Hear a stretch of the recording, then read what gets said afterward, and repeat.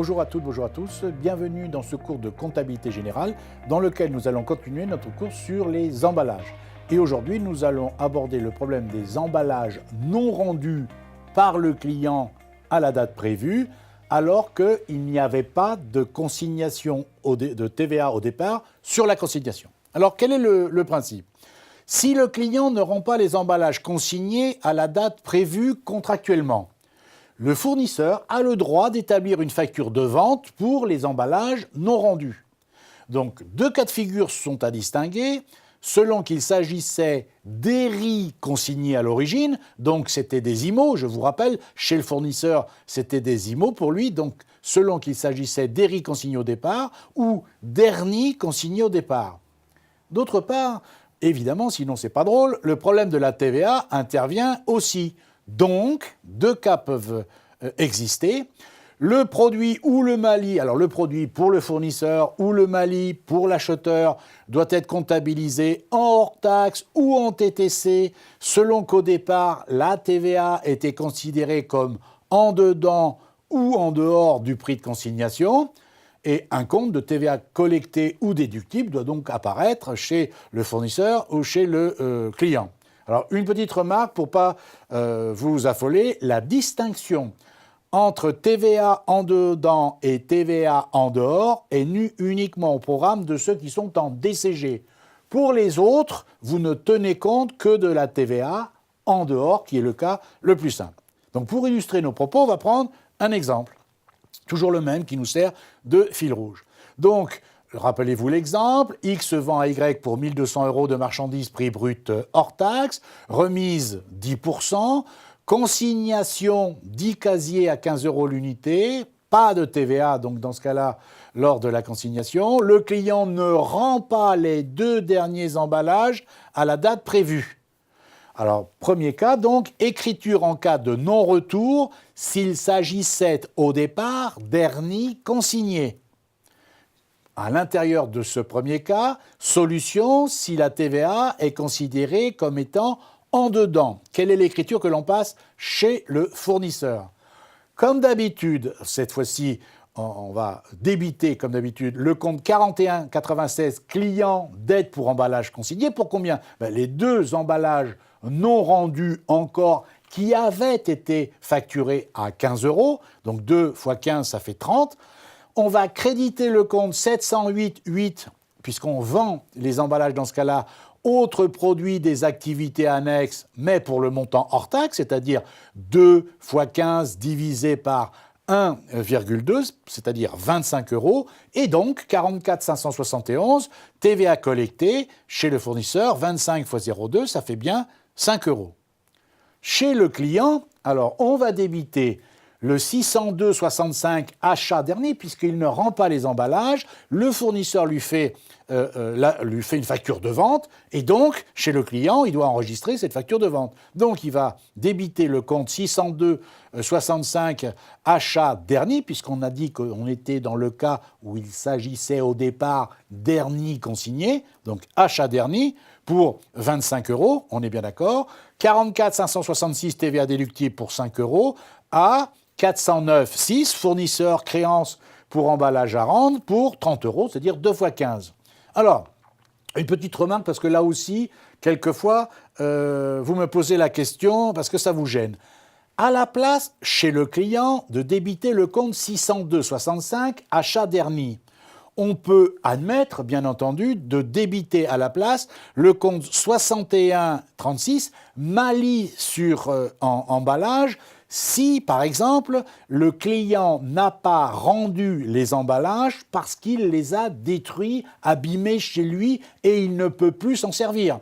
Donc, dans ce cas-là, plutôt que de débiter le compte 602,65 achat dernier, on peut débiter le compte 61,36, donc mali sur emballage. Il n'y a pas de souci. Ceci dit, dans le monde réel, si vous débitiez le 602,65 à la place du 61,36 ou l'inverse, ça ne serait pas une catastrophe internationale, hein, ne soyez pas affolés. Mais disons que si il n'a pas rendu les emballages et qu'il peut les réutiliser, Ben, la facture du fournisseur, chez lui, le client, c'est comme s'il achetait des hernies, donc on débite 62,65, d'accord ?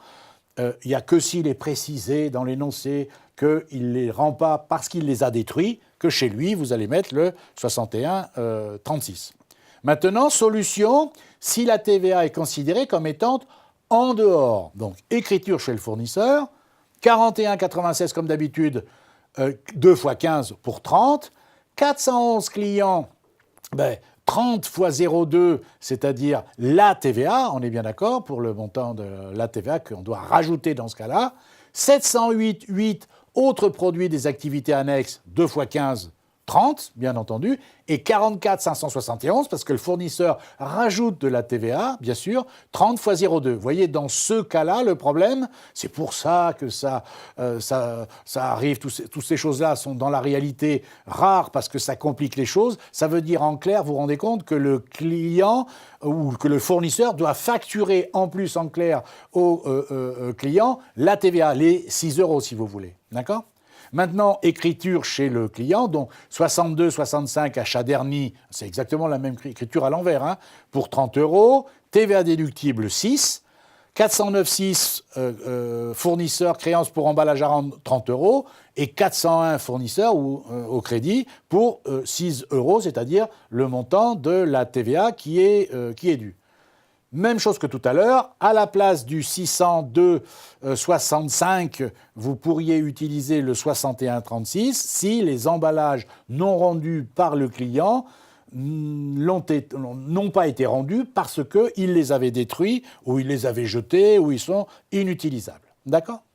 Maintenant, écriture en cas de non-retour s'il s'agissait d'herries consignées. Alors, évidemment, chez le fournisseur, du coup, comme je vous disais tout à l'heure, ça équivaut à une cession d'immobilisation.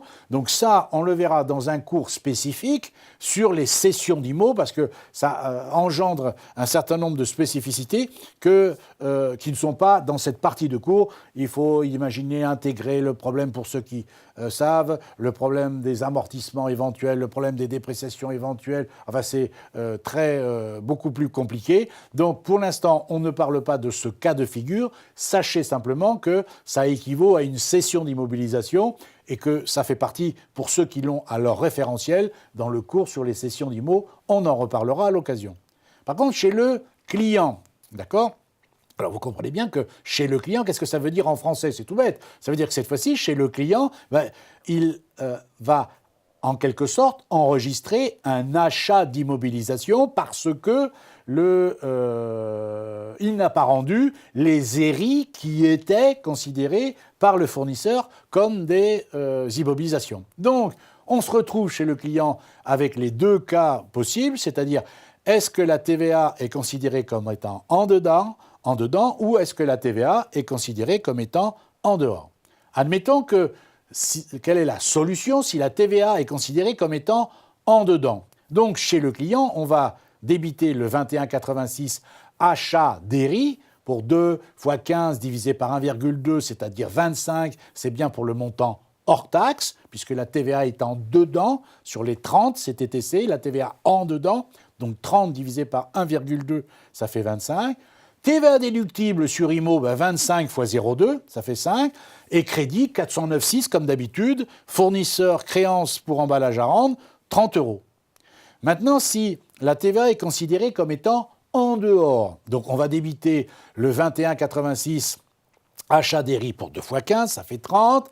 TVA déductible sur immobilisation pour 6 euros, 30 fois 0,2 à 409,6 pour 30 euros et 404 fournisseurs d'IMO pour 6 euros. Vous voyez, quand la TVA est en dehors, s'il ne rend pas les herries, le fournisseur, en fait, rajoute de la TVA et elle n'est pas en dedans, elle est en dehors. Donc, c'est-à-dire que le client doit cette TVA en plus.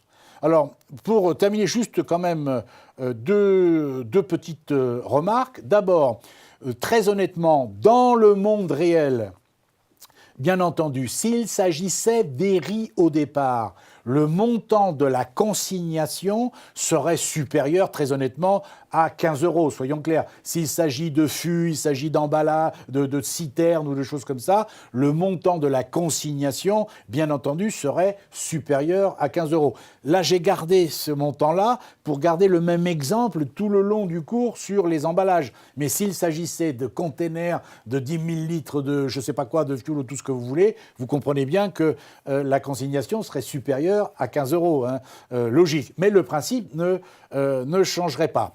D'autre part, bien entendu, si le client ne rend pas les ERI, donc le fournisseur lui fait une facture, que la TVA en soit en dehors ou en dedans, ça c'est un autre problème, mais ça veut donc dire que le client achète. Alors achète quoi? Encore une fois, achète un ERI, un emballage récupérable identifiable, vous me suivez bien, mais normalement, rappelez-vous le principe, c'est qu'on va le débiter dans un compte d'immobilisation si le prix d'achat est supérieur à 500 €, rappelez-vous, hein, puisqu'on immobilise à partir du moment où le prix est supérieur à au moins à 500 € hors taxe. Donc voilà, c'est juste pour vous montrer ça. Là, j'ai pris 15 €, encore une fois, parce que j'ai gardé le même exemple, d'accord? Mais normalement, ça serait par exemple 500 € la consignation de chacun des, je sais pas quoi, des fûts, des citernes, évidemment, très importantes. On est d'accord? Et on peut même imaginer un autre cas de figure qui pourrait, je ne sais pas ce qui peut passer dans la tête de l'auteur pour vous embêter le jour de l'examen, c'est-à-dire que le client ne rend pas l'ERI parce qu'il l'a détruit chez lui. Donc dans ce cas-là, ce n'est pas la peine de mettre, on va faire simple, achat d'ERI, puisque achat d'ERI, débiter un compte d'IMO, c'est quand on a l'IMO, on en est propriétaire. Vous comprenez ce que je veux dire? On ne va pas s'embêter à faire ça. Dans ce cas très particulier, à ce moment-là, même s'il s'agit d'une facture pour non-retour d'ERI, encore une fois, si l'ERI a été détruite chez le client, okay, dans ce cas-là, vous pouvez mettre 6136 Mali sur emballage, c'est-à-dire carrément considérer que c'est une charge et pas un achat d'ERI, hein, d'immobilisation. On met achat d'ERI, donc achat d'immobilisation, si le client n'a pas rendu les ERI et qu'il continue de s'en servir chez lui, bien entendu. S'il ne les a pas rendus parce qu'il les a détruits, jetés, tout ce que vous voulez, à ce moment-là, ce n'est pas la peine de mettre achat d'ERI, autant mettre directement 6136 Mali sur emballage. D'accord? Donc voilà ce que je voulais dire sur cette partie de cours. Il nous restera à voir une dernière partie que nous verrons donc dans un cours spécifique. Merci de votre attention. À bientôt pour la suite du cours. Au revoir.